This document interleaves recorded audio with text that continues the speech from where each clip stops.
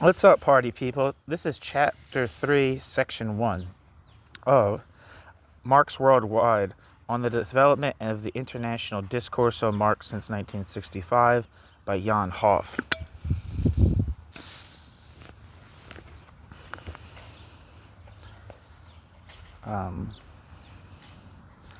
Chapter 3 is titled In-Depth Analyses, Central Discourses Within the German and International Discussion of Marx from the 1980s to the present.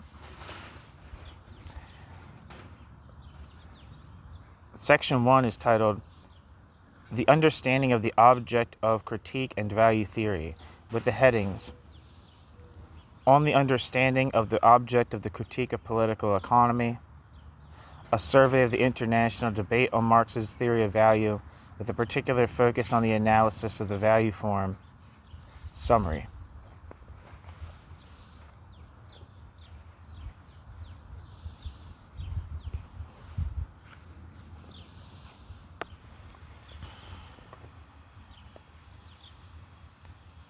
Here we go.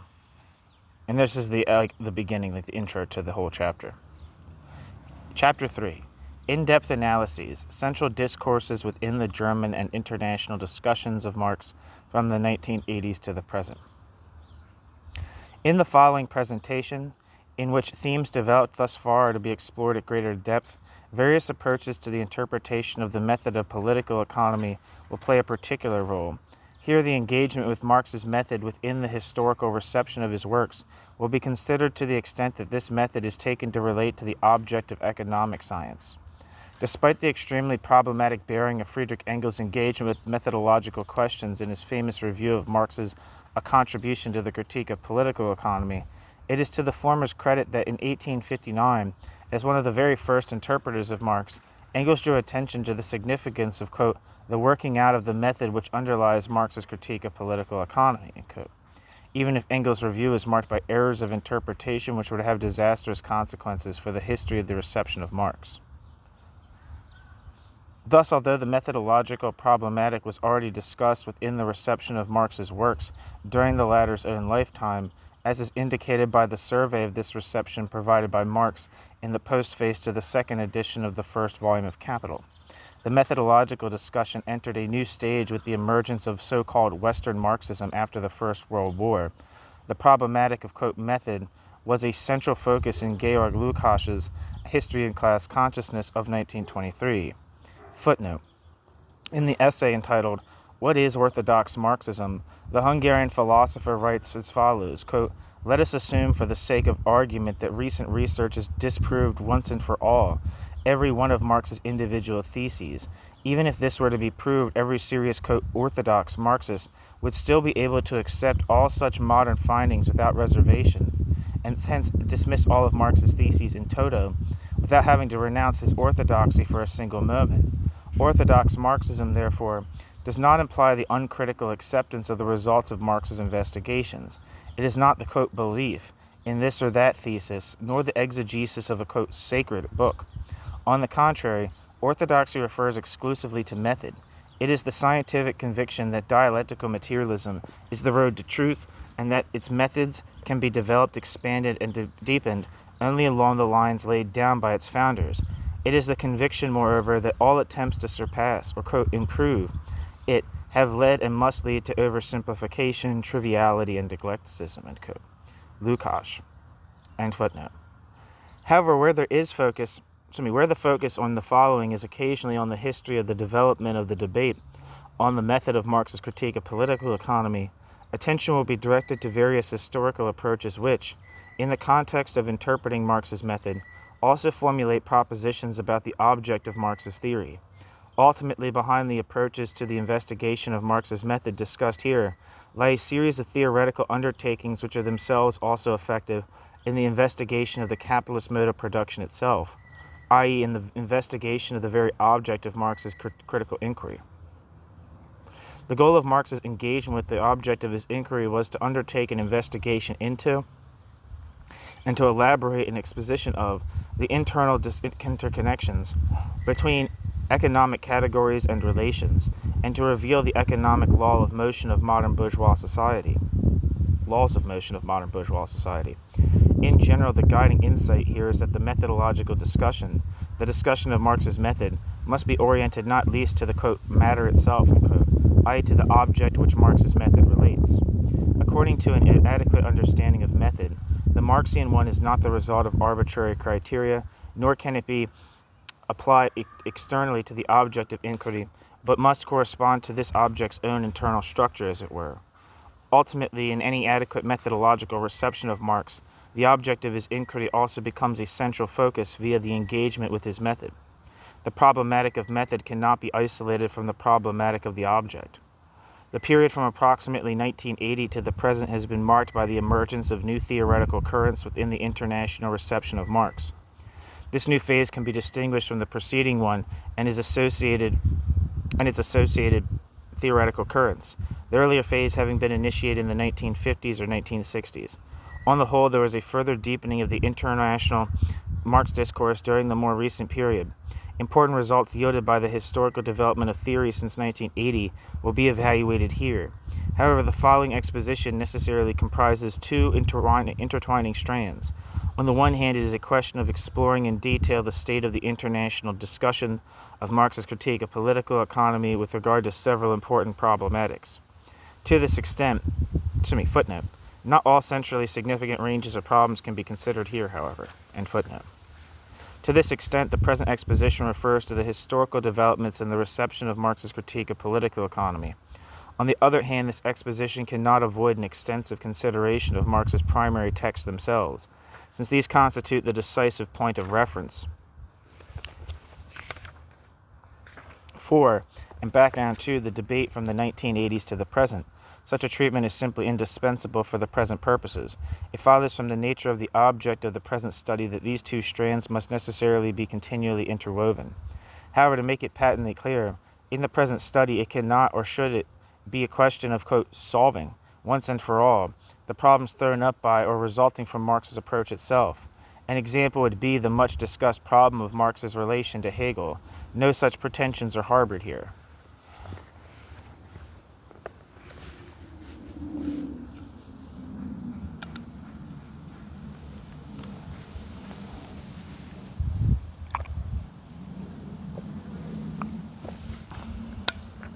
So here we are, section 1 of chapter 3, the understanding of the object of critique and value theory. The understanding of the object of critique and value theory. Heading 1, on the understanding of the object of the critique of political economy. Marx provides a statement of what he considers to be the object of his critique of political economy in the preface to the first edition of the first volume of Capital. Quote, what I have to examine in this work is the capitalist mode of production and the relations of production and forms of intercourse. Verhältnisse that correspond to it. End quote. Marx. Later in the same preface, Marx maintains that, quote, it is the ultimate aim of this work to reveal the economic law of motion of modern society. End quote. Marx. The first thing to be noted here with regard to Marx's terminology is that he does not refer to, quote, capitalism, a common concept in today's usage, even though the term did exist in his time. The Japanese researcher, Sumio Shigeta, has argued that international research has not yet succeeded in finding a definitive answer to the question as to who first introduced the concept of, quote, capitalism. Shigeta further asserts that contemporaries of Marx did indeed use this term, but in a sense that diverges from today's usage. It had not yet been employed as an expression for the specific economic system and form of society corresponding to modern society. It can be demonstrated that there are isolated occurrences of the concept of, quote, capitalism in Marx. As a rule, however, Marx describes the object domain of capital as the, quote, capitalist mode of production, end quote. This latter term first occurs in the manuscripts Marx wrote from 1860 onwards, according to Shigeta. In working on his magnum opus, Marx was thus concerned to reveal the economic law of motion of modern bourgeois society, to investigate the internal interconnection between economic categories and relations within the capitalist mode of production, and to provide a systematic development of this interconnection within his exposition. Marx's form theory of labor and his theory of the specific economic form determinacy of the products of labor within the capitalist mode of production possess a virtually constitutive significance for the critique of political economy.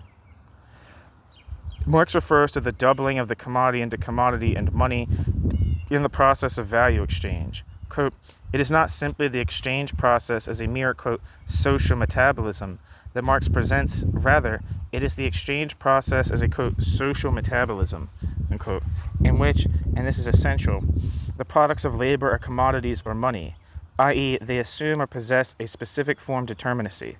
This corresponds to a determinate historical form of the sociality of laws, end quote. Marx. Wait, hold on.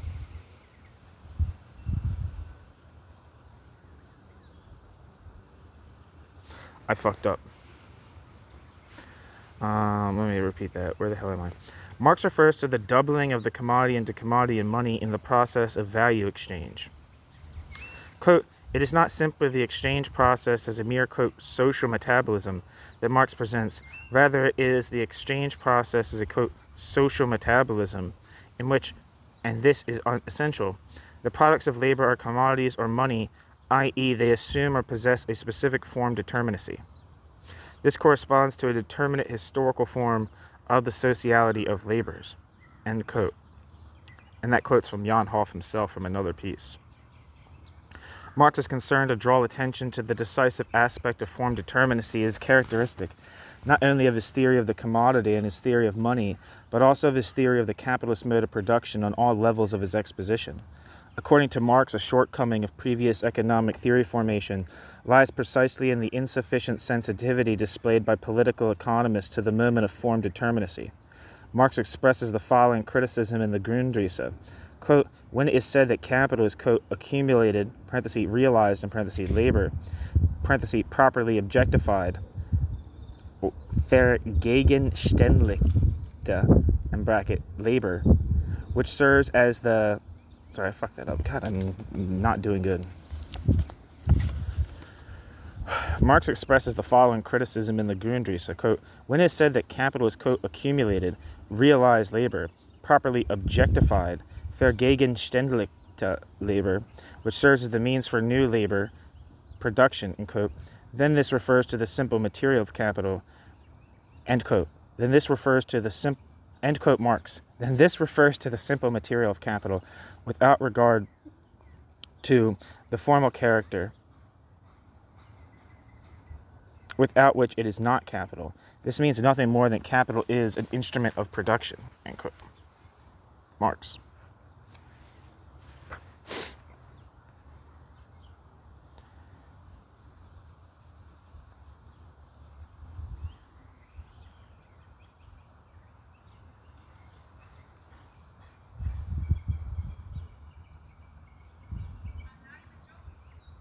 So I fucked that quote up, but you'll have to live with it. I'll just say it one more time.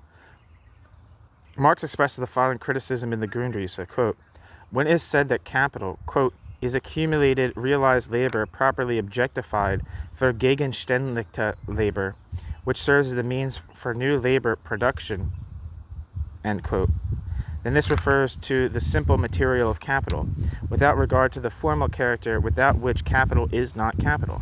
This means nothing more that capital is an instrument of production, end quote, Marx.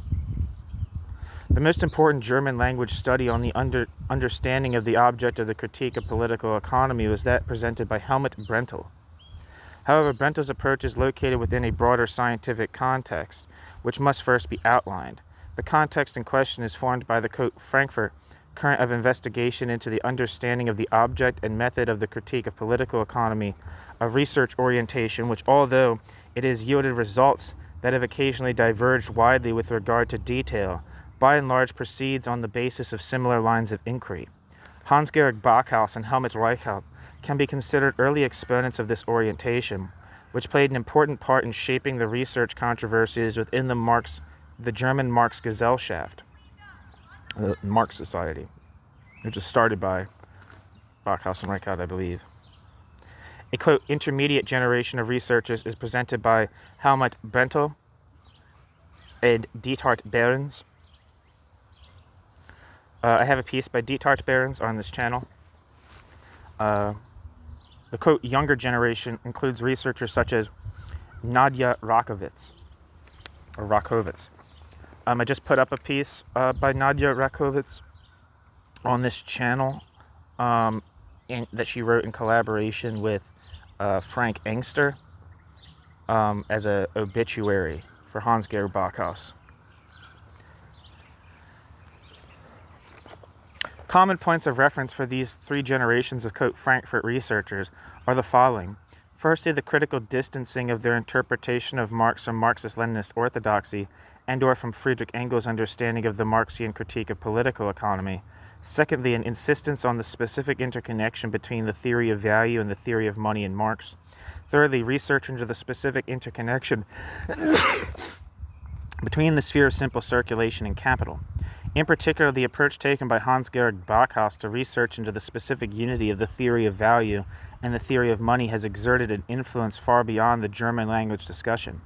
This has also occurred indirectly through the contribution made by the International Research Project in Sydney and Constance, referred to above, which has elaborated a Bachhaus-inspired approach to the theory of value from the late 1970s onward and made this accessible to an international readership. More recently, the International Open Marxism Project has contributed to the dissemination within the Anglophone world of the results of the research by Hans-Georg Bachhaus and Helmut Reichelt. Yeah, I would say that that's one of the big things. I think that Werner Bonnefeld's relationship to the dissemination of German theory in general can't be overstated. I think, for instance, and it's probably not just him, it probably involves other people, probably Marcel Stutzler, maybe Lars Fischer to a certain extent. But if you read like the Sage Handbook of Frankfurt School Critical Theory, right, you get this, for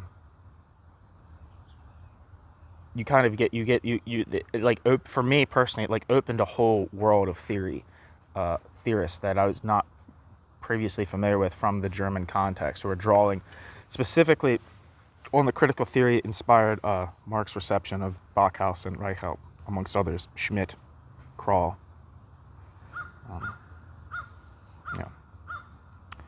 Anyway, Hans-Georg Bachhaus and Helmut Reichelt raised the question of the specific mode of being of the object of economic science.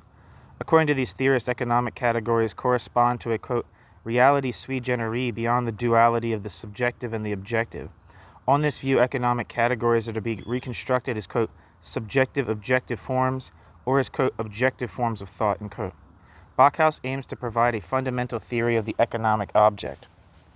His central focus here is not the question posed by an economics that is understood as a primarily, quote, quantitative science. Rather, he is concerned first and foremost with essentially, quote, qualitative problems. According to Bachhaus, the economic science, which currently predominates, is not sufficiently sensitive to determinate, specifically qualitative lines of inquiry, which would need to be pursued in the context of an adequate understanding of the object. In connection with his research into Marx's understanding of his object, Bachhaus also aims to reconstruct both the conceptual content of Marx's concept of critique and Marx's original method, assessing the history of the development of Marx's work.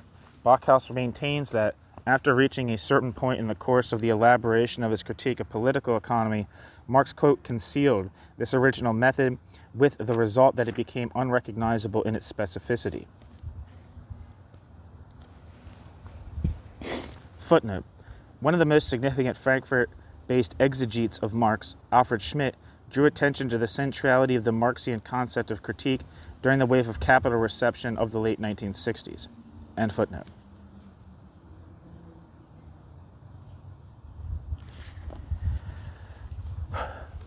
The most elaborate approach within the, quote, Frankfurt reconstruction of the Marxian understanding of the object was developed in the 1980s by Helmut Brentel and culminated in his 1989 monograph.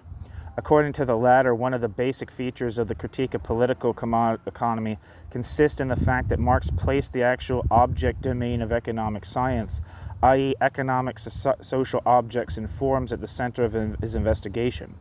According to Brentel, quote, the decisive critical perspective within Marx's concept of the, quote, the object, quote, lies, quote, in its significance as a theory of form and a theory of fetish. A theory of form and a theory of fetish, end quote. Brentel. In Brentel's reading of Marx's critique of political economy, A form theory of labor and value coincides in the work of the Trier-born theorist with a theory of the, quote, fetishism of economic categories. According to Brentel, the Marxian understanding of economic social objectivity has the following thrust, quote, Marx consistently exhibits economic objectivity qua the specific form objectivity of labor, whose socialization is capitalist, in its character as fetish objectivity. Fetish objectivity as the system of occultation and veiling of the actual relations of socialization, end quote. Brentel. With regard to his reception of the Marxian theory of form, Helmut Brentel establishes a fundamental distinction between the two dimensions of the concept of form. The Frankfurt-based interpreter of Marx distinguishes between Form 1 and Form 2, setting out the distinction as follows, quote, economic objectivity qua, quote, value objectivity is social form, the specific social form of labor in a twofold sense, as thing and as relation simultaneously. In the latter sense as relation, the relation of equality between labors is constituted as the specifically social form of the sociality of labors, social form 1.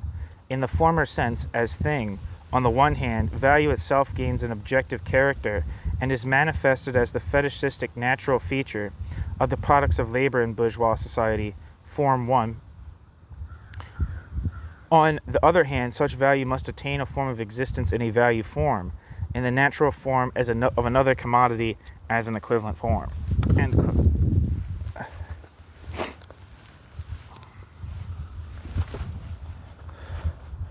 Brentel. Thus, value is in turn possesses a form of existence in the shape of a value form, which elicits a reference to Form 2. According to Brentel, Marx grasps both value and value form as a specifically social form of social labor. For the Frankfurt-based interpreter of Marx, all categories of bourgeois economics are to be deciphered as forms of abstract universal labor. In sum, Helmut Brentel's approach must be regarded as the most considered attempt hitherto within the West German New Marx reading at an explication of the unity of the Marxian theories of object, form, and fetish. It is thus uninspiring that, following the publication of Brentel's monograph, there's been a continuing engagement. What did I just say? Did I say uninspiring? Let me repeat what I just said. In sum, Brentel's approach must be regarded as the most considered attempt hitherto within the West German New Marx reading at an explication of the unity of the Marxian theories of object, form, and fetish. It is thus unsurprising that following the publication of Brentel's monograph, there has been a continuing engagement with the range of problems dealt with by him, with his work constituting a substantial point of reference for subsequent research in these areas. Footnote on the reception of Brentel's path-breaking work, see among other works, Behrens, 1993.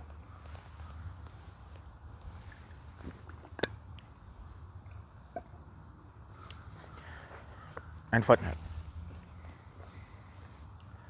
With regard to the Francophone discussion, a comprehensive project within the reading of Marx's Capital undertaken by the Vietnamese-born researcher Jan Hoff surely ranks as an important contribution. And Jan Hoff's study affords an insight into the unity of the Marxian theories of object and form and is comparable to Brentel's work in this regard. In his attempt at a newer rereading of Capital, the author develops a differentiated value theoretical approach which is informed by a form theoretical perspective. Jan Hoff does not grasp Marx's critique of political economy as merely, quote, another political economy. Instead, he emphasizes precisely the critical character of the Marxian project. According to Jan Hoff, Marx's critique of the science of political economy takes critical aim at the latter's very presuppositions. On this view, political economy prior to Marx, more precisely both, quote, classical and, quote, vulgar variants, treats economic categories as, quote, naturally given, such that their existence requires no further explanation. Jan Hoff regards the theory formed by political economy as beholden to fetishism. Like Helmut Brentel, the Vietnamese-born author also establishes a differentiation within the concept of form. Jan Hoff distinguishes value as form from the form of value. Thus, according to Jan Hoff, Marx constructed, quote, two fundamental concepts of his problematic, end quote. Quote, value as form and the form of value, unquote. Hoff. With regard to the former, Jan Hoff cites Marx's Capital. Quote, Political economy has indeed analyzed value and value's magnitude, however incompletely, and has uncovered the content concealed within these forms, but has never once asked the question why this content has assumed that particular form, that is to say, why labor is expressed in value, and why the measurement of labor by its duration is expressed in the magnitude of the value of the product, end quote, Marx. Jan Hoff is concerned with value as the specific form taken by abstract universal social labor within the capitalist mode of production. Now, this is a question right here. I mean, I'm sure Hoff will talk about it. Is like, what is the status? What is the ontological? What is the status of reality? What kind of reality does abstract labor have? And what is Marx's position, and what is the correct position, right? Is universal social labor, abstract universal social labor, is that a trans-historical feature of production as such, or is that a feature of capitalist commodity production? Right? Because some people say, like, yeah, like, abstract labor is, trans-historical because it's, labor as such, labor pure and simple or something like that. Whereas other people say, no, it's not a trans-historical feature of social life. So some people say, like, abstract labor, capitalism organizes abstract labor in a particular way, but abstract labor has some kind of natural basis, like is like a physical, is a natural physical entity that is trans-historical to human civilization, or maybe even human activity as such, and capitalism just organizes it in a specific way. Whereas other people say no, like it is something specific to the capitalist mode of production and its division of labor based upon the private production of commodities for markets. So as people say different things about, like, what is the status of abstract labor, right? And it kind of, I don't know what the that last sentence says about Jan Hoff's conception. It says Jan Hoff is concerned with value as the specific form taken by abstract universal social labor within the capitalist mode of production. So does that mean that, based upon that sentence, it kind of has this idea that, like, value is, it says that value is the form that this thing that's kind of outside of value production takes, that's external to value production, takes within the context of value production. It's a very it's a sentence that has, like, when you're talking about theory, semantics matters. It's not just, you can't just deal with vagaries. You want to be specific. With regard to the form of value, i.e., quote, form in the latter sense, Jan Hoff underscores the significance of Marx's value form analysis. Moreover, the Vietnamese-born interpreter of Marx points out the fundamental difference between the theory of money in Marx and Ricardo. According to Jan Hoff, the latter reduced money to the mere means of circulation. By contrast, the Vietnamese-born writer writes, quote, for Marx, the critique of political economy will consist in demonstrating that the capitalist mode of production implies not only the commodity, but also money as the polar form of commodities, end quote. Jan Hoff. Jan Hoff insists on the, quote, strategic significance, end quote, of the first section of the first volume of Marx's Capital for an adequate understanding of Marx. Marx's theory of fetish is of central significance within the context of his understanding of the object. Footnote. Since it is possible to establish a distinction between fetishism and mystification, it might be added here that Marx's critical theory of mystification is likewise of central significance within the context of his understanding of the object. End footnote.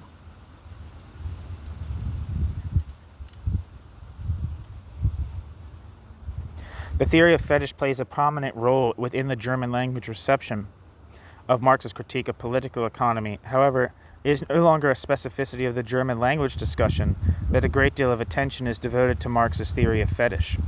It has already been shown that above that the interpretation of and reference to Marx's theory of fetish is of great relevance for instance, representatives of the Latin American discussion who are not primarily influenced by Althusser, such as Enrique Dussel, Bolivar Echeverria, and Nestor Cohan.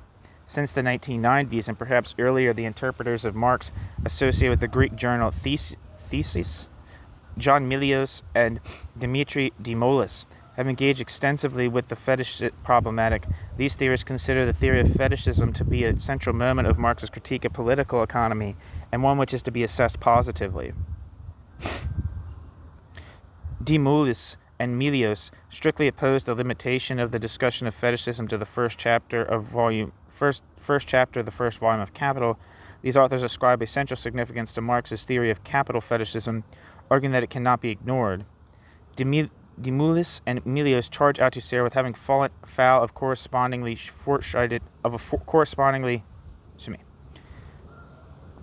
Dimolis and Milios charge Althusser with having fallen foul of a correspondingly foreshortened interpretation, a defect to be avoided at all cost. Footnote: it should be noted that Milios is by no means generally hostile to Althusser's interpretation of Marx. Milios endorses Althusser's thesis of Marx's radical break with classical political economy. Nonetheless, despite the affinity shown towards Althusser by Milios, the latter stresses that it is important not to overlook certain theoretical weak points in the work of the French philosopher.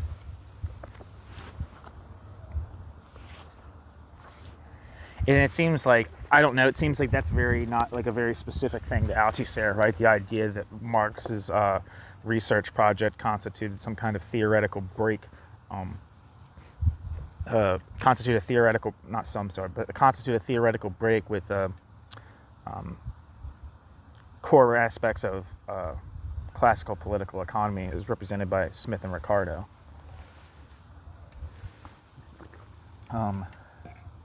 It seems like a general thing that, like,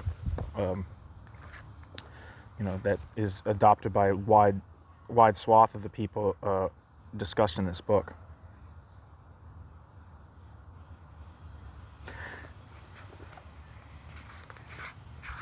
Anywho, end footnote. A decisive factor within the context of Marx's understanding of the object is his insistence on the historicity of the capitalist mode of production and the corresponding economic categories and relations. Marx's point might be expanded upon as follows. The particular mode of the socialization of labors which predominates within the capitalist mode of production also possesses a historically specific character. This particular mode of socialization of labors corresponds to this particular mode of the socialization of labors corresponds the commodity form of the product of labor. Although the latter was present in some earlier modes of production, bourgeois society is the only one in which, to express it in Marx's words, quote, the commodity form is the universal form of the product of labor. Hence, the dominant social relation is the relation between men as possessors of commodities. Quote, the commodity form is the universal form of the product of labor. Hence, the dominant social relation is the relation between men as possessors of commodities. End quote. Marx. The Marxian conception of the historicity of the capitalist mode of production thus forms an essential element of his understanding of the object of the critique of political economy. This is by no means as trivial as it might appear against the background of the Marx debate, given the traditional emphasis placed within the history of the reception of Marx's work on the historicity of the capitalist mode of production. For Marx's highlighting of the historically specific character of the capitalist mode of production represents an important distinguishing criterion vis-a-vis the theory formed by political economists such as David Ricardo. The capitalist mode of production is for Marx no, quote, eternal natural form, end quote, of social production. In a famous footnote to the, quote, chapter on fetish, end quote, of the first volume of Capital, Marx locates the reason for the theoretical neglect of the problematic of the value form by certain economists not only in their focus on the magnitude of value. The reason lies deeper. Quote, the value form of the product of labor is the most abstract, but also the most universal form of the bourgeois mode of production. By that fact, it stamps the bourgeois mode of production as a particular kind of social production of a historical and transitory character. If then we make the mistake of treating it as the eternal natural form of social production, we necessarily overlook the specificity of the value form, and consequently the commodity form together with its further developments, the money form, the capital form, etc. Marx. A few years previously, in the section on the history of economic thought in the chapter on the commodity, in his book, A Contribution to the Critique of Political Economy, Marx had already criticized Ricardo as follows, quote, "Apart from bourgeois society, the only social system with which Ricardo was acquainted seems to have been the, quote, parallelograms of Mr. Owen," end quote, Marx. For Marx, Ricardo was, quote, trapped within the bourgeois horizon, end quote. Ricardo regarded the, quote, bourgeois forms of labor, as the eternal natural form of social labor, end quote. Marx. Marx's critique of political economy stands absolutely opposed to any such ahistoricism. And that's absolutely true. And it's always a question when you're thinking about this is like, what does it mean to say, for instance, what does it mean? This kind of makes me think about is like, because I'm just engaging with Althusser a little bit, or like learning a little bit about his like theoretical output, is like precisely what he means by when he says that Marxism is not a historicism. I'm not quite sure what that is, because on the one hand, people use historicism as like in like very different ways. So sometimes you get I've gotten the feeling when reading Althusser that historicism means he's in some sense against the historico-logical presentation of capital. He doesn't use that term, he doesn't criticize Engels' interpretation and its prevalence. But he seems to be critical of that kind of presentation of like Marx's Capital being some kind of like abstractly conceived history book. Kind of seems what he means by that. It kind of also seems like he's like I don't know. It seems like he's kind of influenced by. It's not exactly clear to me what means by historicism. Also, like, I think also for Althusser, probably the question of whether Marxism or Marx's work is a historicism is probably to do with its like trans-historical validity, right? Like, is Marxism something that can tell you, like, that is like applicable?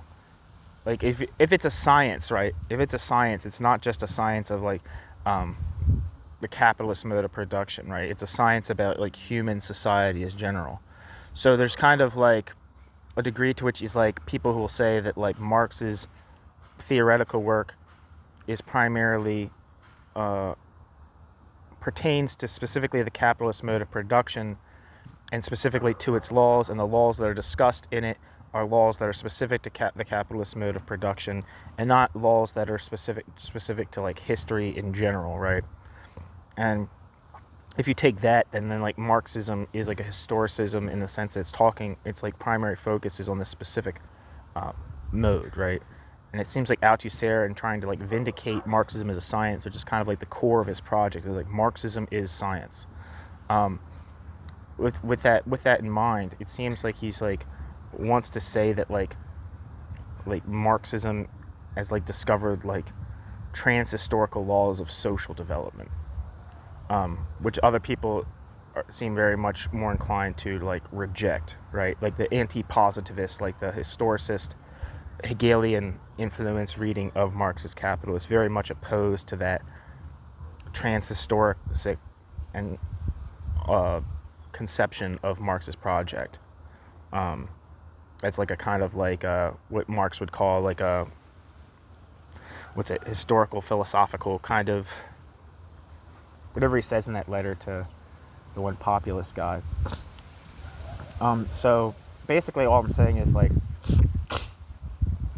if you're confused by precisely what is meant by historicism in different contexts or ahistoricism, it's difficult to decipher.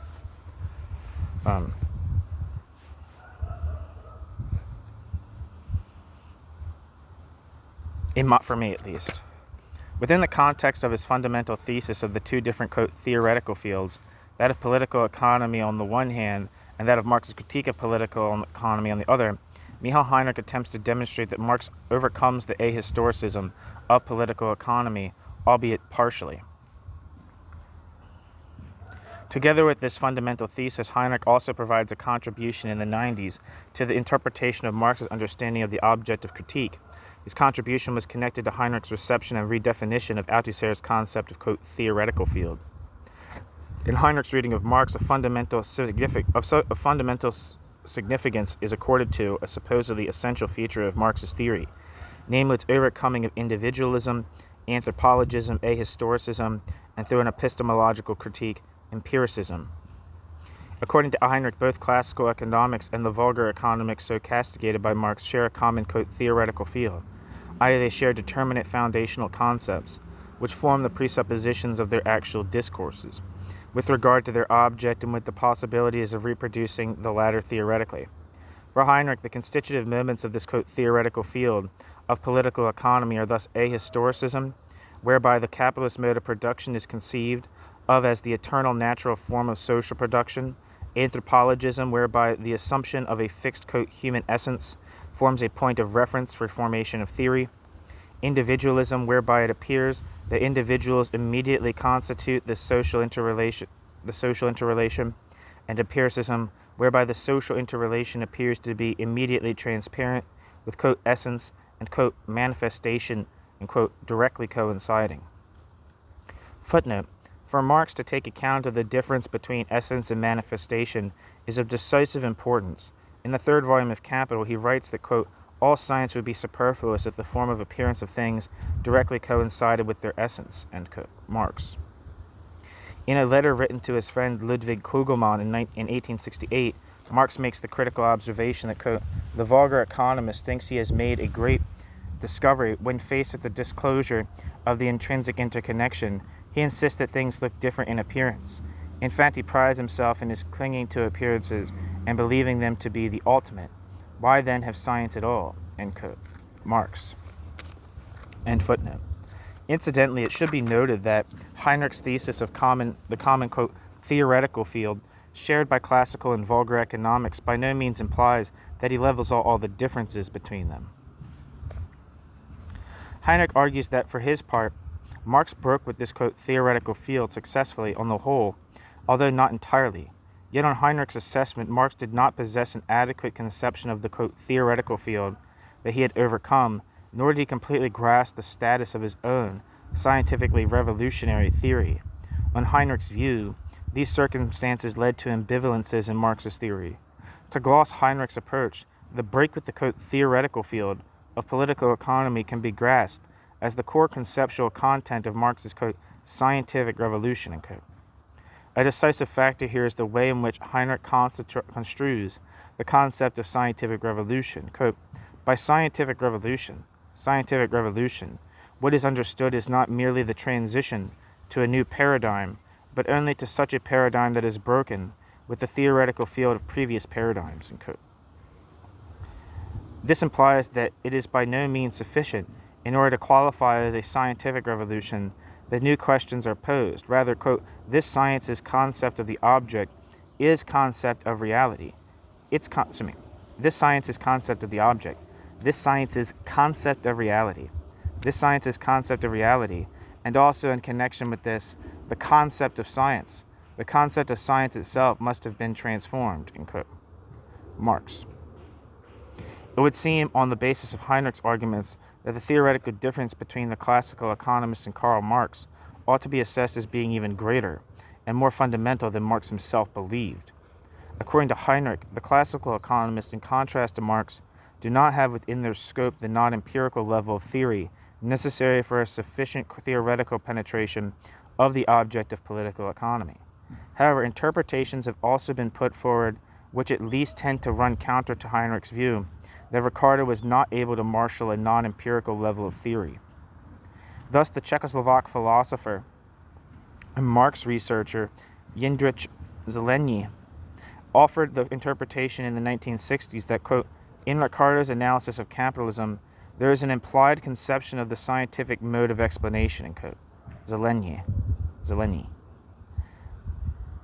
which is characterized by, among other things, the moment of distinction between essence and the empirical surface. Zeleny.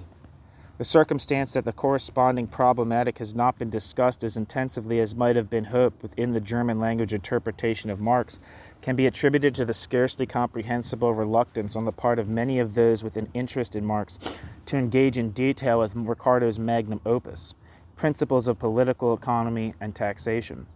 Principles of Political Economy and Taxation.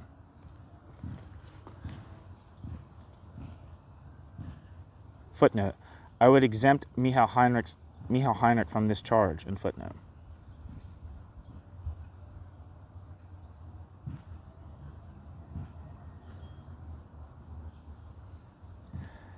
A further dimension of Heinrich's interpretation of Marx's understanding of the object relates to the moment of the high level of abstraction in Marx's exposition of the capitalist mode of production. According to Heinrich, the 3 volumes of Marx's Capital are to be characterized as an exposition of the capitalist mode of production, quote, in its ideal average, end quote. This implies that the object domain referred to by Marx is considerably restricted. On Heinrich's view, Marx is concerned with, quote, that which makes capitalism what it is. If we can talk of there being capitalism both in 19th century England and in Germany at the beginning of the 21st century, then there must be something in common in these 2 cases which allows us to use this concept.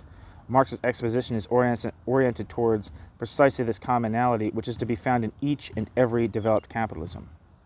Each and every developed capitalism, end quote. Heinrich maintains that it is precisely owing to the high level of abstraction in Marx's exposition that the latter is by no means restricted to the relations of the 19th century. On this view, the object thematized by Marx is by no means obsolete.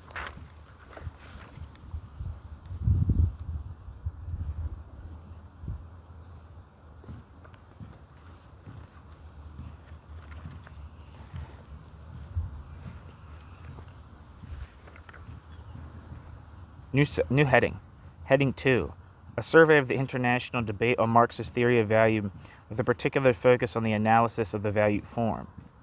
It goes without saying that it is impossible within the present framework even to begin to delineate the international debate on Marxist theory of value in its entirety, least of all with regard to the various interpretations of Marx's value form analysis, these being legion. Marx's value form analysis represents a central focus for a large portion of international research in the critique of political economy.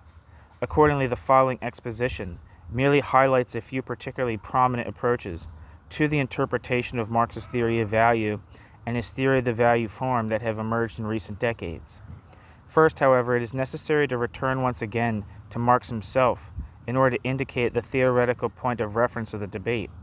The history of the origins of Marx's critique of political economy shows that he by no means planned a separate analysis of the value form, such as the one given in Marx's Capital, in its various versions in the different editions, from the outset.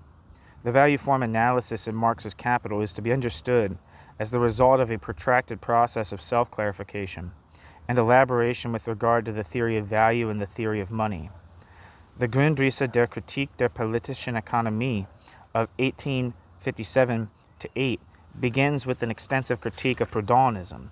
Although Marx's critical engagement here is not with Pierre-Joseph Proudhon himself, but rather with a follower of the latter, Alfred Dallemann, it is clear that the thrust of the critique is aimed at Proudhonism. From the Grundrisse onwards, Marx was increasingly concerned to develop an adequate understanding of the specific interrelation between the commodity, value, and money.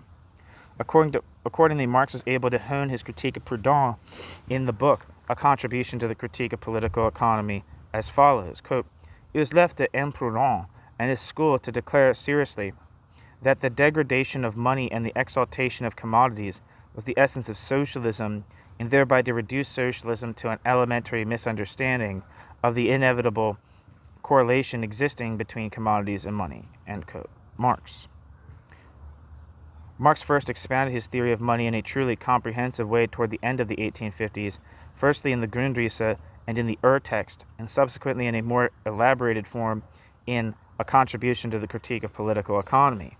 In the latter work, Marx grasps money as the immediate materialization of universal labor time, i.e. of abstract universal labor as the substance of the value of the commodity. In contrast to Marx, neither Smith nor Ricardo had managed to provide an adequate investigation into and exposition of the internal necessary interconnection between the commodity value and money. For Marx, the specific unity of the theory of value and the theory of money was of the greatest significance. Although Marx was able to overcome the deficiencies within the theory of money of classical political economy in the Grundrisse, he was by no means completely satisfied with his exposition of the theory of money here.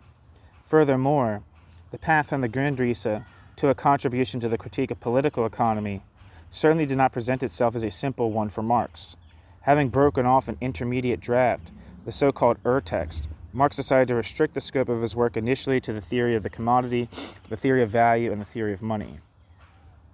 Footnote: the German term employed by Marx in this context is Materiateur, a term which occurs in Hegel.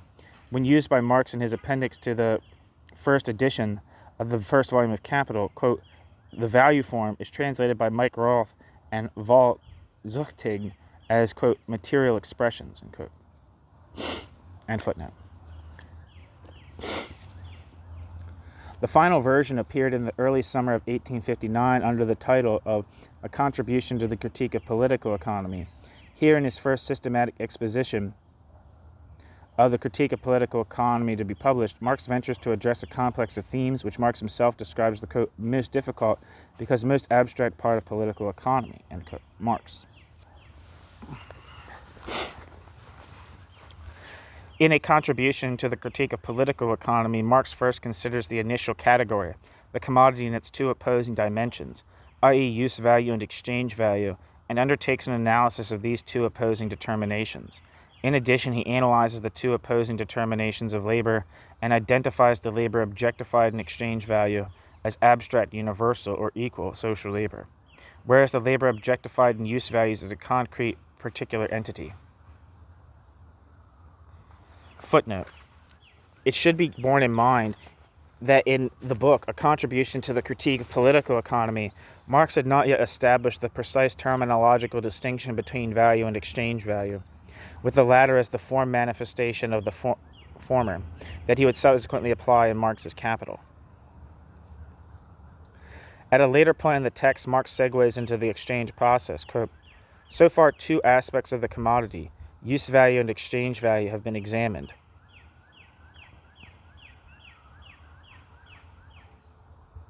Footnote, I need to reread that.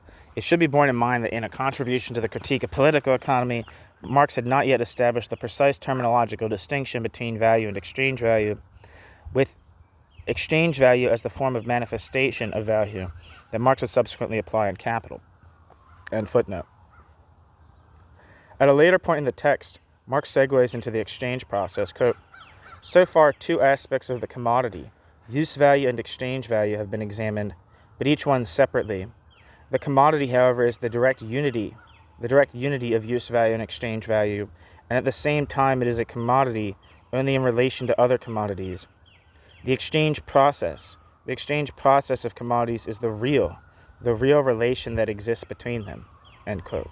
Marx. Marx states that it is within this process that commodities must be realized, both with regard to their use value dimension and in their capacity as exchange values. Marx further argues that, quote, they must assume a new determinate form.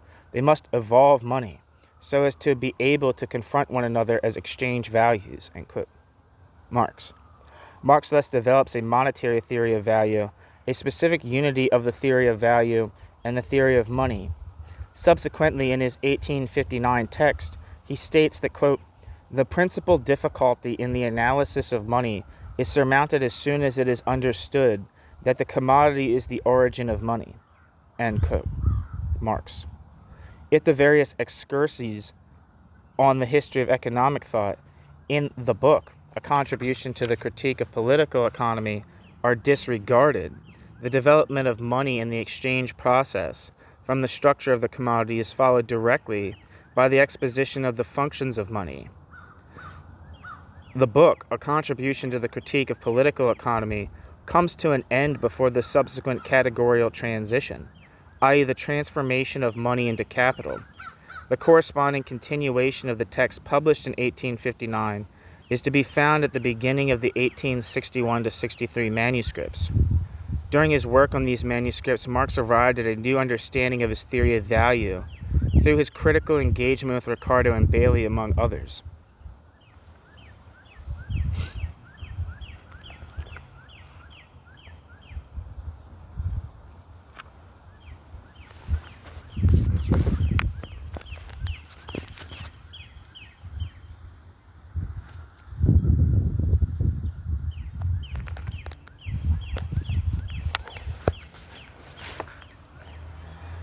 In the book, Theories of Surplus Value, Marx adopts a critical stance towards Ricardo's economic theory.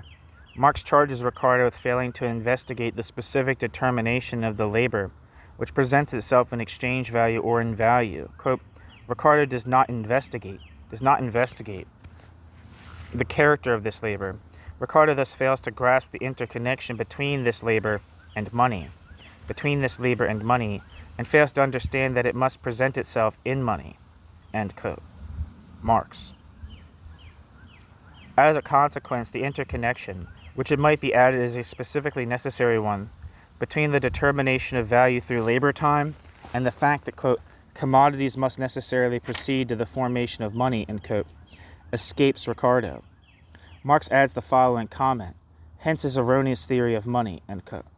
Later in the same text, Marx makes the following critical observation of Ricardo, quote, therefore, he has not understood the interconnection between the formation of money and the essence of value, i.e. between the formation of money and the determination of value by labor time, end quote. Marx. It may be added here that in Capital, Marx grasps money qua intrinsic measure of value as the necessary form of manifestation of the immanent measure of value of commodities, namely of abstract labor. Through his demonstration of the specific necessary interconnection between, on the one hand, the substance of value, abstract labor, or value itself, and on the other, the universal equivalent or money, Marx was able to go beyond the horizon of classical economics in terms of the theory of value and the theory of money. Value form analysis thus has a key function within this context.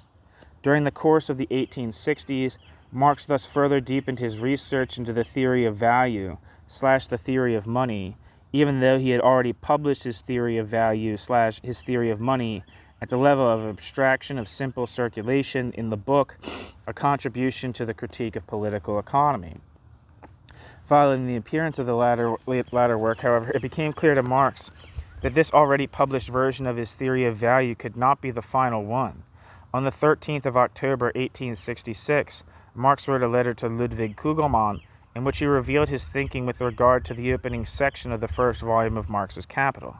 Quote, it was, in my opinion, necessary to begin again, ab ovo, in the first book, i.e., to summarize the book of mine published by Duncker, A Contribution to the Critique of Political Economy, in one chapter on commodities and money. I judge this to be necessary, not merely for the sake of completeness, but because even intelligent people did not properly understand the question. In other words, there must have been defects in the first presentation, especially in the analysis of commodities. End quote. Marx. Emphasis in the original. This illustrates that Marx was, in retrospect, not completely satisfied with the corresponding exposition in the book, A Contribution to the Critique of Political Economy of 1859. In order to do justice to his own high standards, he was obliged to publish a new version of his analysis of the commodity. The first edition of the first volume of Capital appeared in 1867 with two different sections of the text devoted to the analysis of the value form. The first analysis of the value form formed part of the main text. The second analysis, which represents a popularized version and one which had been modified in terms of its content, was included as an appendix. However, the further elaboration and revision of the analysis of the value form in Marx's Capital, which Marx subsequently undertook in the early 1870s, represents clear evidence that Marx's endeavors to improve his exposition and effort at self-clarification, as becomes apparent from the manuscript entitled Ergänzungen und Veränderungen zum ersten Band des Kapitals, which Marx wrote between the end of 1871 and the beginning of 1872, had by no means been concluded with the two versions of the analysis of the value form published in the first edition of Capital in 1867, in the main text and in the appendix.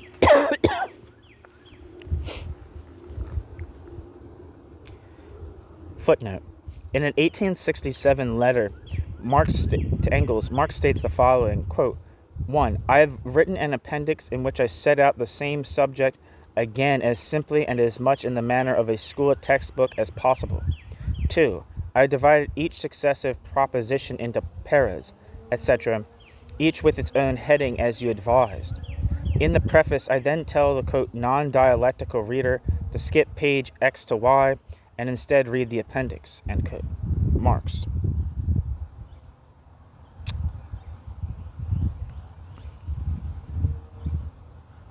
It says, footnote, on the various editions of Capital, see Marxhausen, 2008. And that's Thomas Marxhausen, I believe.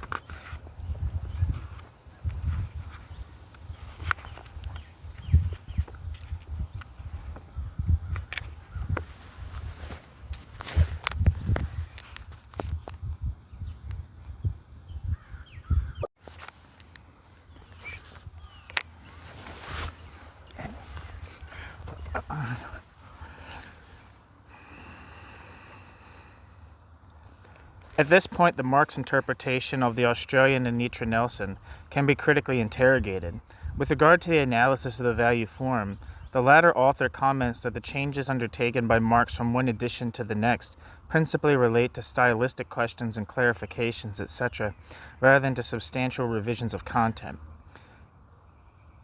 Yet an adequate reception of Marx's various versions, i.e. the first version of the first volume of Capital published in Mega 2, Volume 2/5, the analysis of the value form in the main text and the one contained in the appendix, the second edition published in Mega 2, Volume 2/6, and the important revisions manuscript of 1871/2 would demonstrate the unsustainability of Nelson's assessment, as would a careful engagement with German language research in this area. Within this context, it suffices in order to substantiate a critical objection to Nelson to refer to one significant revision in terms of the content of the analysis of the value form, namely the replacement of Form 4, including its inversion in the first edition to the first volume of Capital, by the money form in the second edition. Indeed, this revision is already present in the 1867 appendix. Located at the core of Marx's theory of value, footnote.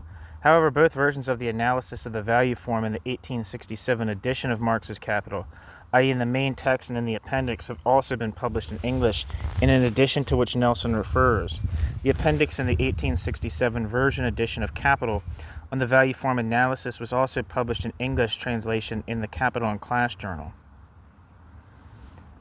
On footnote. Located at the core of Marx's theory of value is in particular the specific interconnection between the substantive value, and the value form. Quote, what was decisively important, however, was to discover the intrinsic necessary interconnection between value form, value substance, and the magnitude of value, i.e. expressed ideally, to prove that the value form arises out of the value concept, end quote. Marx. Marx is able to correctly grasp the substance of value as well as the value form. It is against this background that Marx's verdict in the marginal notes on Adolf Wagner's Lehrbuch der politischen Ökonomie is to be assessed. Here Marx's interpretation is that Ricardo had, quote, neither examined nor grasped the substance of value, end quote. A reference was made above to the assessment given by Marx in the section on fetish of the chapter on the commodity in the first volume of Capital, according to which Smith and Ricardo had neglected the problematic of the value form. The fact that Marx went beyond Ricardo in his theory of the substance of value, as well as in his theory of the value form, is of decisive significance. The specific interconnection between the substance of value and value form in Marx must be considered an important point of reference for an adequate interpretation of the Marxian theory of value. Since the interpretation of Marx's analysis of the value form represents a thematic domain that has been subject to intensive engagement with international research, it is only possible here, as has already been indicated, to go into a small proportion of the developments within this research. Japanese research has proven particularly active within this thematic field. Here, a Japanese approach from the 1980s will be considered in detail. First, however, it is necessary to survey the prehistory of the recent debates, a prehistory which reaches back at least into the late 1940s and 1950s. A few short years after the Second World War, Kozo Uno presented a value form analysis which both drew on and deviated from the Marxian one. Uno's analysis was widely received in Japan and has also since been registered in the Anglo-Saxon sphere. Uno's conception of value form analysis in the book Principles of Political Economy diverges from Marx to an extent that, in contrast to the latter, he is not concerned to establish a systematic separation between the analysis of the value form and the behavior of commodity owners in the sense of a distinction between two different levels of exposition. For Marx, by contrast, the behavior of commodity owners constitutes an element of the exposition of the exchange process. In his exposition, Uno systematically treats commodity owners as an element of the value form analysis.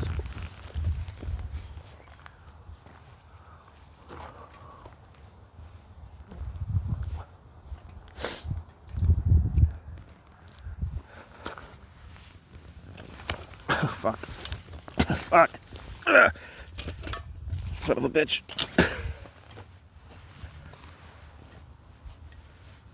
Tried to move a chair.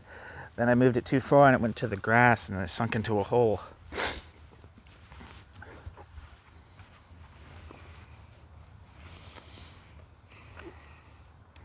Where the fuck was I?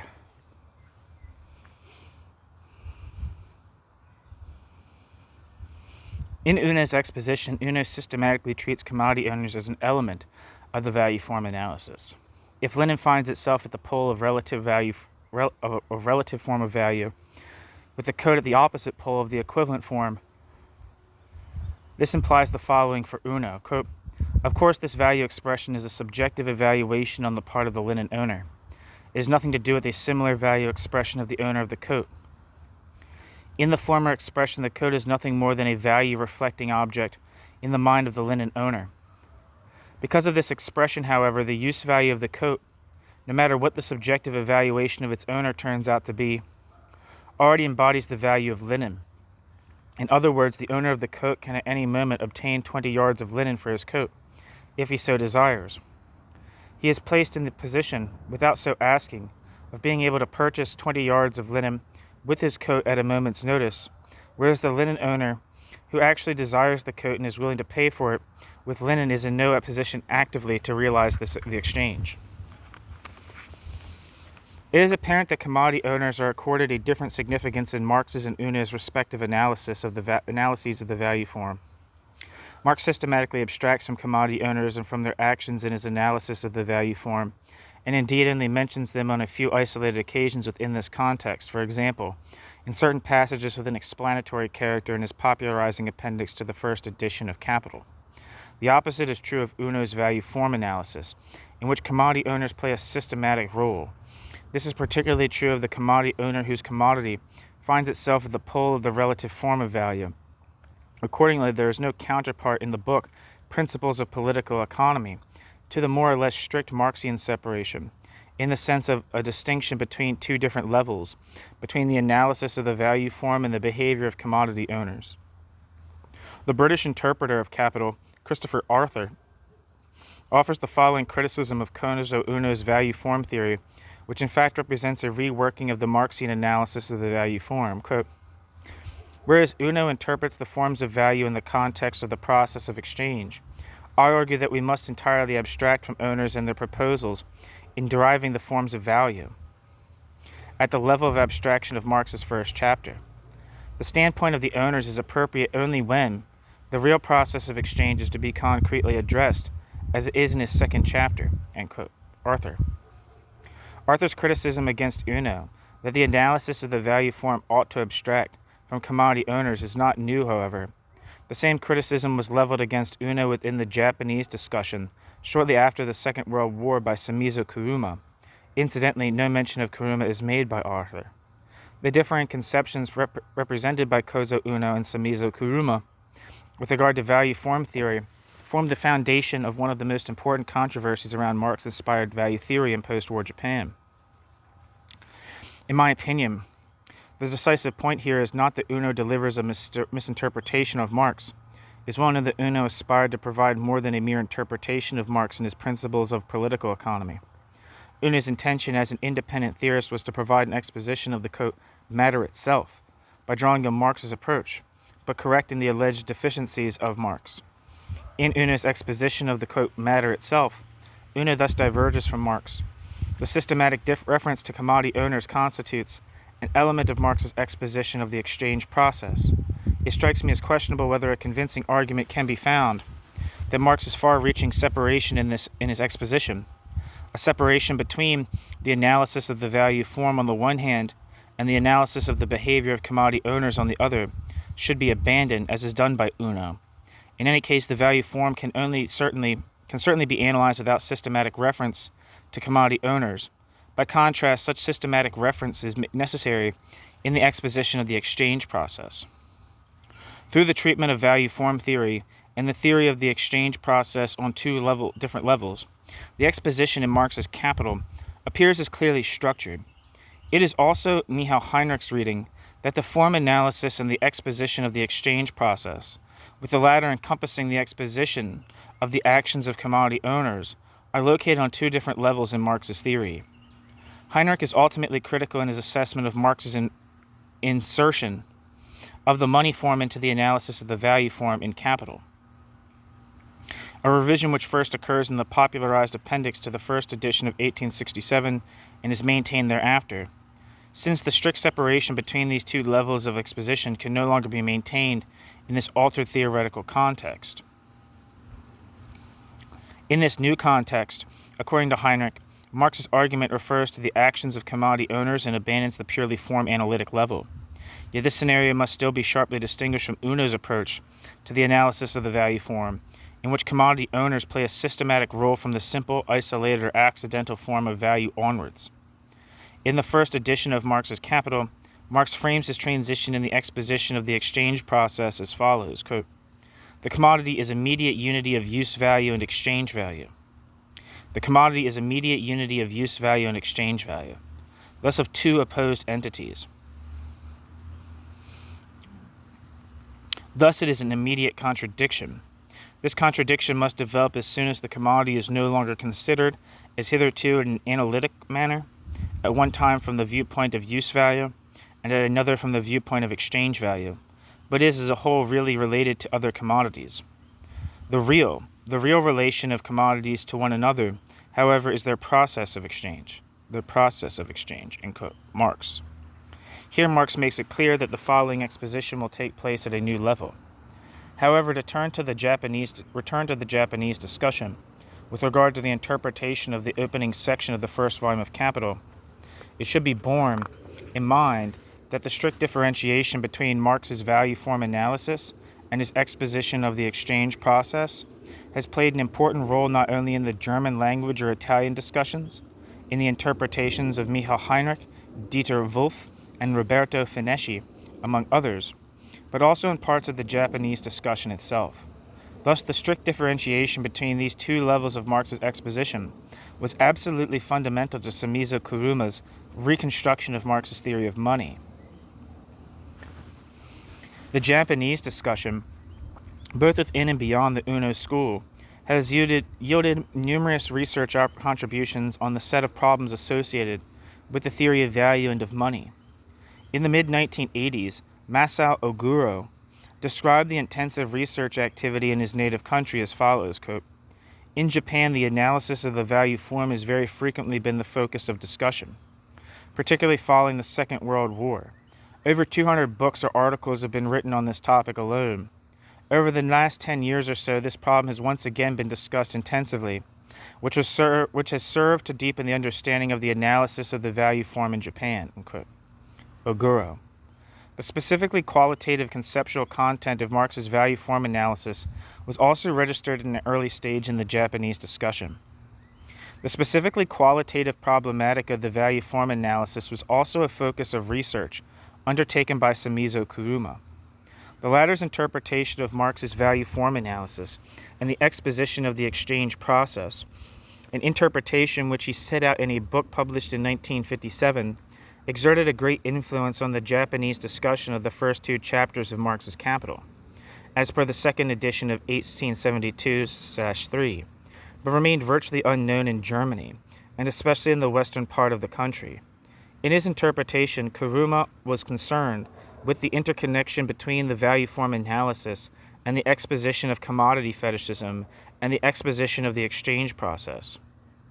A student of Kuruma, Tainosuke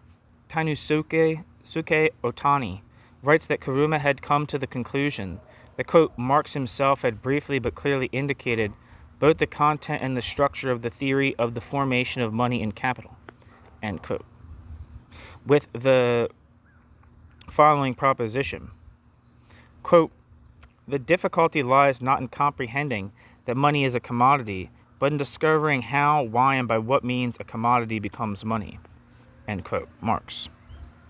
Footnote. Kuruma was for a time director of the Ohara Institute for Social Research. In addition, along with other research, including Tainosuke Otani, Kuruma was editor of an important resource for researchers, namely a Marx lexicon, in which for each given thematic complex, the corresponding important passages from Marx's text were compiled.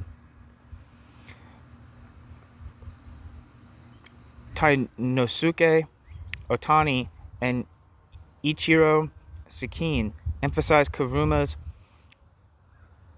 critical stance vis-a-vis Kozo Uno. End footnote.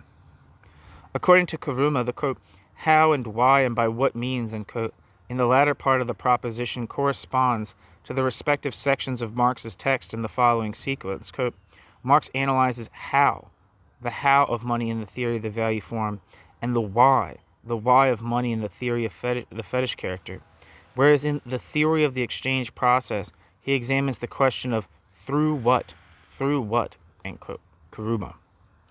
The early intensive engagement by Japanese researchers with the problematic of the value form can serve as an exemplary demonstration of the extent to which the Japanese Marx discussion of the post-war period was further advanced than the corresponding West German Marx debate at that time. Within the latter debate, it would take until the mid or late 1960s for an adequate sensitivity to be developed toward the central qualitative aspects of the value form problematic. A more recent approach to research is that taken by Hachiro Masaki.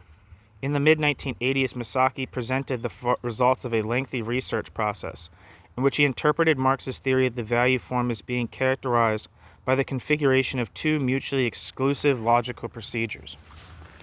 According to Masaki, the widespread interpretation of Marx's value form analysis consists in identifying its essential themes as being, on the one hand, the analysis of the structure of the value form, and on the other, the tracing of the development of the value form. In this interpretation, on Masaki's view, the concept of value is simply presupposed. According to the Japanese researcher, quote, under the presupposition of the concept of value as a pre-established given, a logic which stands in contradiction with itself is continually applied to the matter in hand, and ever more adequate forms of expression for the concept of value can be put forward one after the other, end quote. Masaki argues that a conception is thus represented according to which the development of the value form resolves into the development of the contradiction between the concept of value and its form of existence. Yet, it might be added, to pursue Masaki's line of thought, this would be to misappropriate or overlook a decisive dimension of the conceptual content of the value form analysis. According to Masaki, it is constitutive for Marx's value form theory that two mutually exclusive methodological approaches exist alongside one another.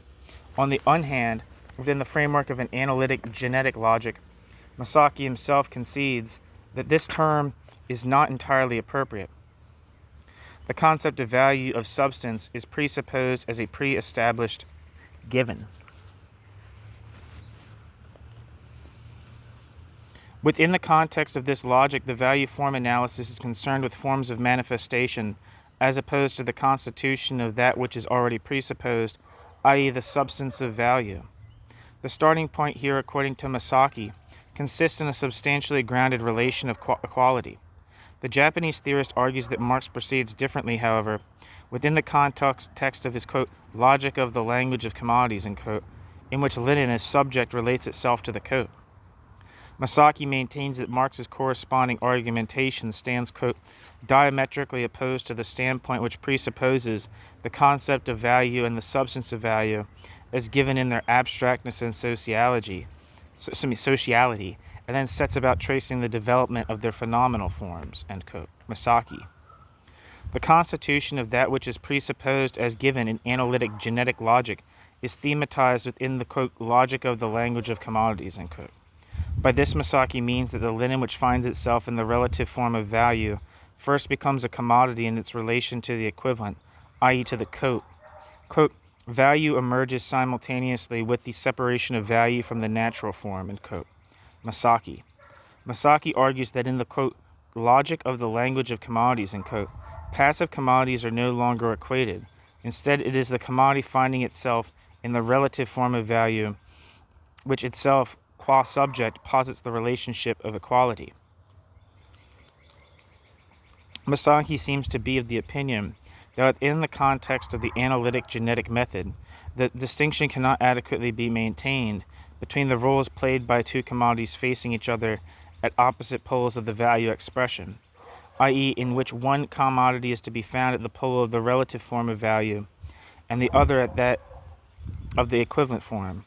Why, on Masaki's view, is the combination of these two mutually alien logics within Marx's value form analysis necessary?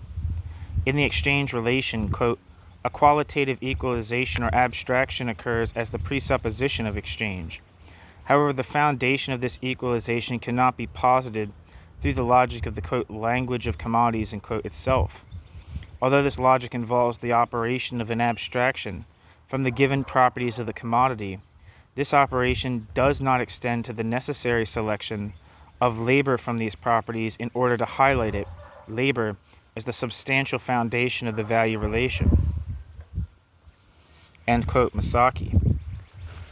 Thus, according to Masaki, Marx proposed a mode of exposition in which a decisive role is of necessity not accorded to the, quote, language of commodities alone, end quote, the, quote, logic of the language of commodities, end quote, alone, i.e. not without the latter being combined with a different kind of logic. Quote, Marx had first, and this is obviously incompatible with the logic of the, quote, language of commodities, to exhibit the substantially grounded, quote, relation of equality, end quote, and then, following the logic of the, quote, language of commodities, end quote, to investigate the structure of the expression of value, or abstraction through the value relation, as a qualitative equalization, end quote. Masaki. For Masaki, then, this substantial foundation cannot be arrived at within the context of the, quote, logic of the language of commodities, end quote.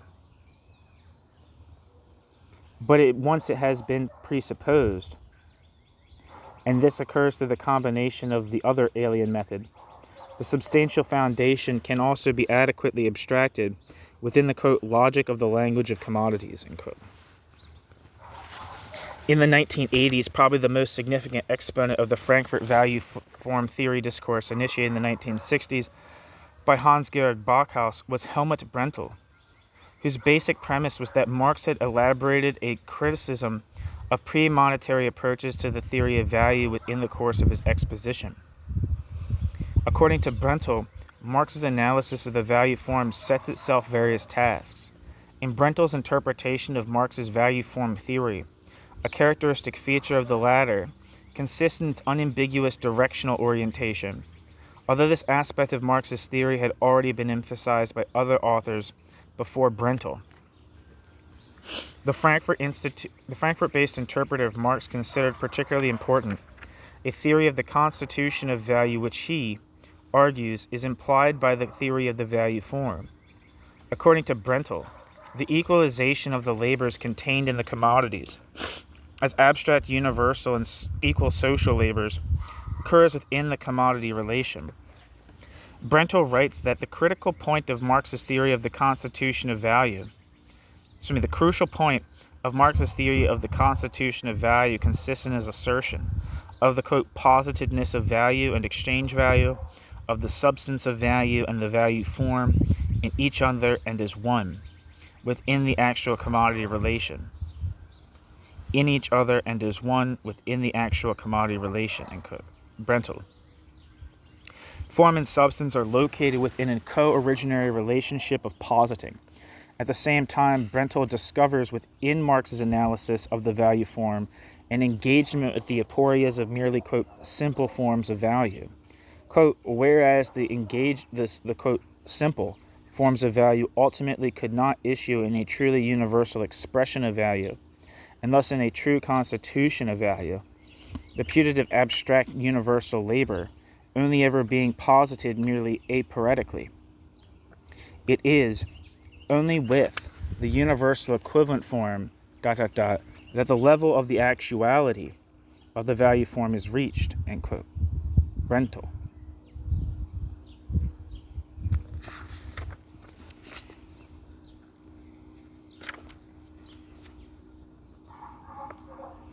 The value form first corresponds to the concept of value in the shape of the universal form of value.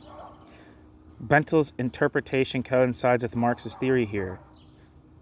Footnote, quote, only through this universal character, does the value form correspond to the concept of value. Only through this universal character does the value form correspond to the concept of value, end quote. Marx. End footnote. With regard to the theory of value, Brentel thus proves in a certain sense to be a successor to Hans-Georg Backhaus, who had interpreted Marx's theory of value as a critique of pre-monetary theories of value. Parallel to the investigation of Marx's theory of value and of money, a question posed within international research pertains to the assessment of Friedrich Engels' reception of this theory. Although the, quote, problem of the beginning in Marx's exposition by no means represents the only thematic area in relation to which a close scrutiny of Engels' engagement with Marx's critique of political economy is advisable, particular attention has been paid to Engels' reception of Marx's theory of the commodity and of money within German, Japanese, Latin American, and Anglo-Saxon research. Footnote. On Engels' view of the third volume, which Marx left unfinished, in which the former was to edit on Marx's request, see Vollgraff, 2006. Michael Kretke counters the view that Engels, quote, adulterated capital. A critical response to Kretke's essay is provided by Ingo Elba. End footnote. This question has been discussed above all against the background of the following problematic. Did Engels', quote, historical or, quote, logico-historical interpretation of Marx's method, and in particular his reading of the beginning of Marx's Capital, as the exposition of a historical, pre-capitalist, quote, simple commodity production, and, quote, do justice to Marx's theory?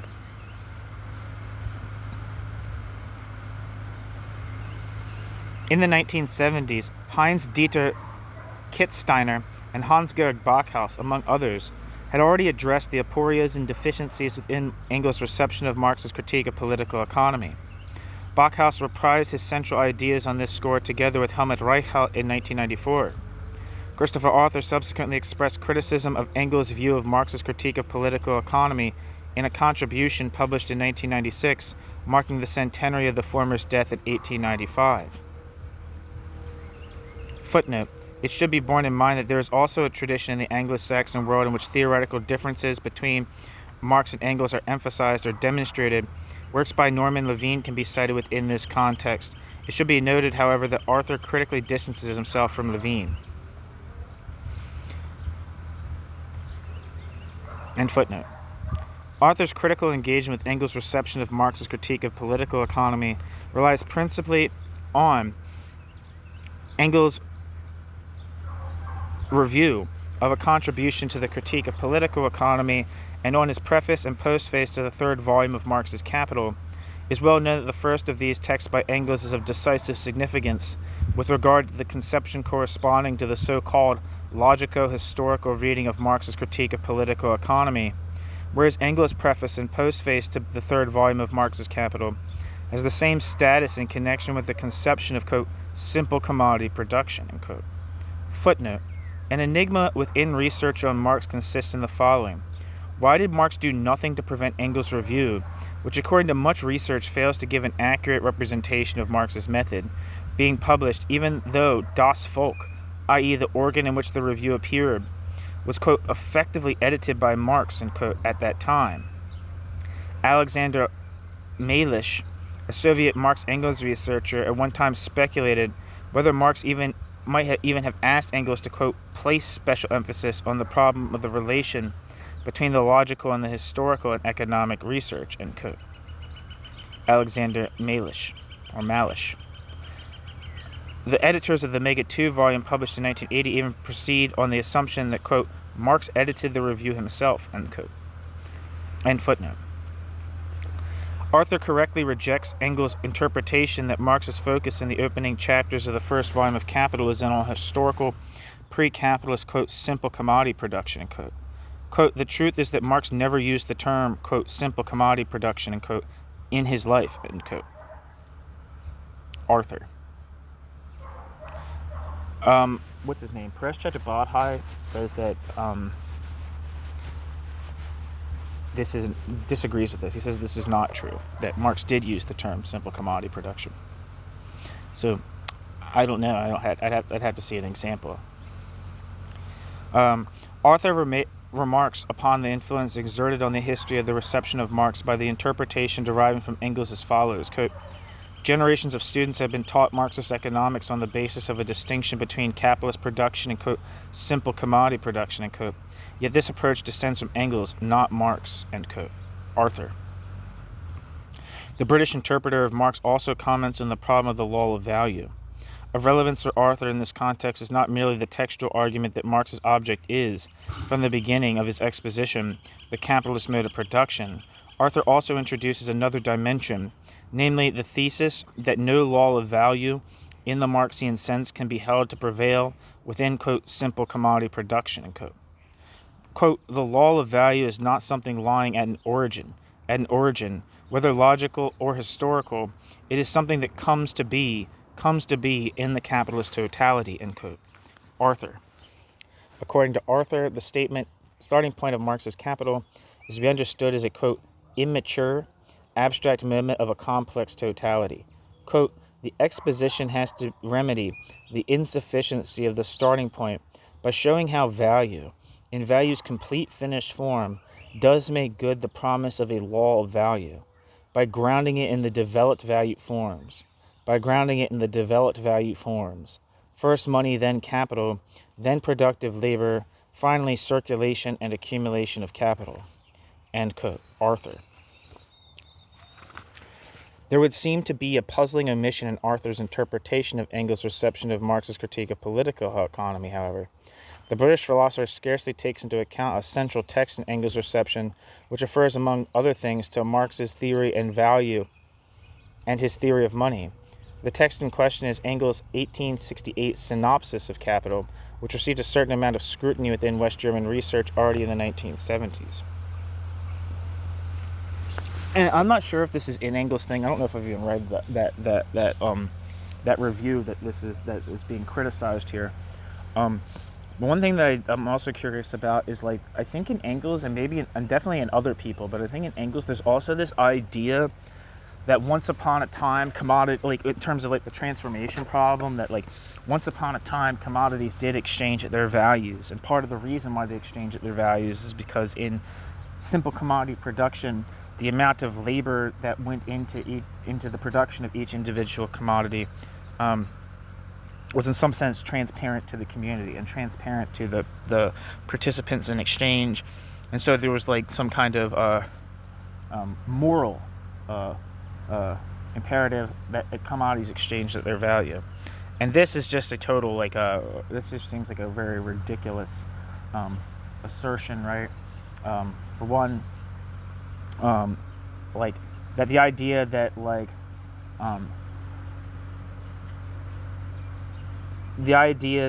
value, that the labor embodied in values is like something that's like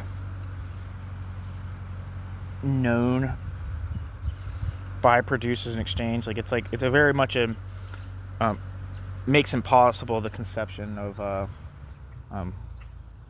real abstraction, as Alfred Zahn-Rettel calls it, or what Chris Arthur calls practical abstraction. The fact that people exchange and make a series of reductions in their mind when they buy and sell commodities, or they exchange commodities that are not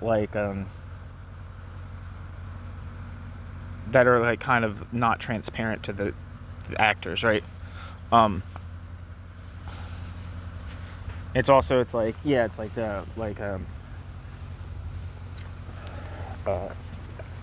doesn't seem like a very satisfactory resolution to the so-called transformation problem, which is again the distinction between, the distinction mainly between commodities being exchanged at their values versus commodities being exchanged for their prices of production, which is a more concrete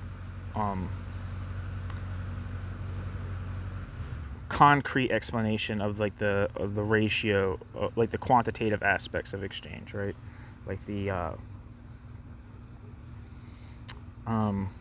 With value, when Marx is talking about value, he makes a bunch of assumptions for the purposes of argument that he later relaxes, at least in my view, later relaxes into the third volume, right?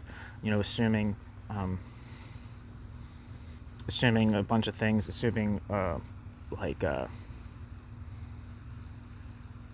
not assuming major differences within labor intensivity of production, right? Assuming that every commodity and every capital has a more or less equivalent value composition between the amount of value represented in labor power and the amount of value represented in means of production, broadly conceived. That relation, making that assumption that there's the equal labor intensities, and then he relates intensivity, and then relaxes that assumption in the later volumes in order to create a more concrete picture of the capitalist mode of production.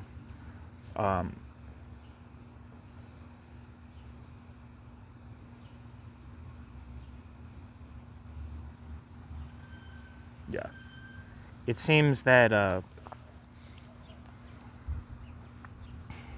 if you're trying to explain the differences between trying to square the alleged contradiction between value and prices of production, or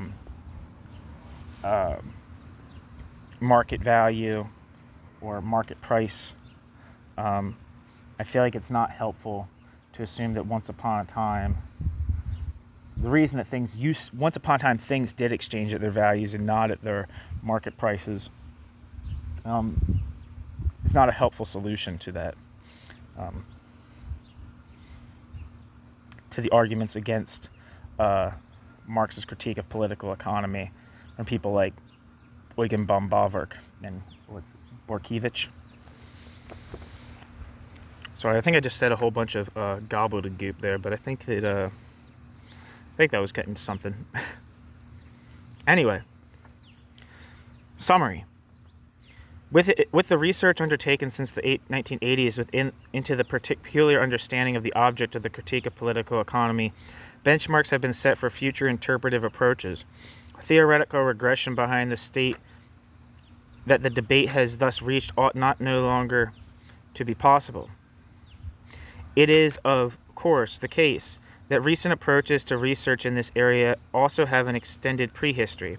To cite an example, the origins of a sophisticated reading of Marx's critique of political economy with a focus on the theory of fetishism can be traced back to Isaac Illich Rubin in the 1920s. Rubin has posthumously, i.e. since the 1970s, become a, quote, classical theorist within the international debate on Marx. Over the last 2 decades, there's been an increasing tendency for Marx form theory and fetish theory to be emphasized within the international debate. Furthermore, it is now clear that any elucidation of Marx's understanding of the object of his critique must take into account both the high level of abstraction of Marx's exposition of the capitalist mode of production and his demonstration of the historicity of this mode of production. In the discussion offered here of Japanese, German, and Anglo-Saxon contributions to the interpretation and/or development of Marx's theory of value, it has not been possible to address more than a tiny portion of the extensive debate on this thematic complex within the critique of political economy. However, a few indispensable observations relating to the approaches presented in this section can be added here. It is proven necessary to establish a strict demarcation between the beginning of Marx's exposition and Engels' interpretation of the beginning of Marx's exposition. It is also imperative to clearly differentiate between the various levels of exposition in Marx's theory of value. The question must also be posed whether Marx in fact used several, quote, methods rather than a single one in his analysis of the value form. Finally, a special significance must be attributed to the interpretation of Marx's theory of value as a, quote, monetary theory of value, end quote, an interpretation which is suggested by Brentel, for example.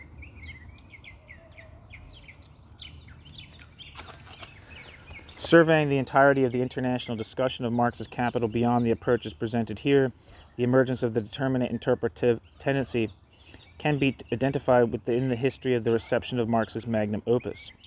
This tendency, in evidence since the 1970s and 1980s, consists in the practice of sharply foregrounding the specific categorical interconnection between the commodity value and money in Marx's critique of political economy. In this context, research from various regions of the world can be cited, such as Hans-Georg Backhaus and the Marx interpreters who draw inspiration from him in Germany and Australia, John Milius in Greece, Young Bin Han in South Korea, and Tri Han Hak in France. On the international level, the, quote, monetary theory of value, end quote, has not only emerged as an interpretive current within research into Marx's critique of political economy, but its, quote, unquestionable power, end quote, in the words of Wolfgang Fritz Haug, has also been recognized by critics of this current, such as Haug himself.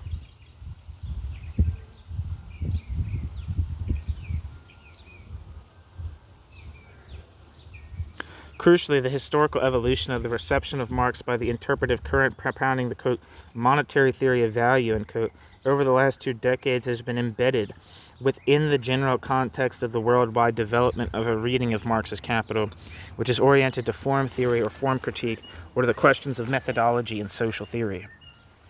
Okay, so that is the end of section 1 of chapter 3 of Marx Worldwide on the development of the international discourse on Marx since 1965. Again, chapter 3 was titled In-Depth Analyses, Central Discourses Within the German and International Discussions of Marx from the 1980s to the Present. And the section 1 was called The Understanding of the Object of Critique and Value Theory, with the headings on the understanding of the object of the critique of political economy, survey of the international debate on Marx's theory of value, with a particular focus on the analysis of the value form, and a summary. The next section is titled The Problematic of Inquiry and Exposition in the Critique of Political Economy. Thank you so much for listening.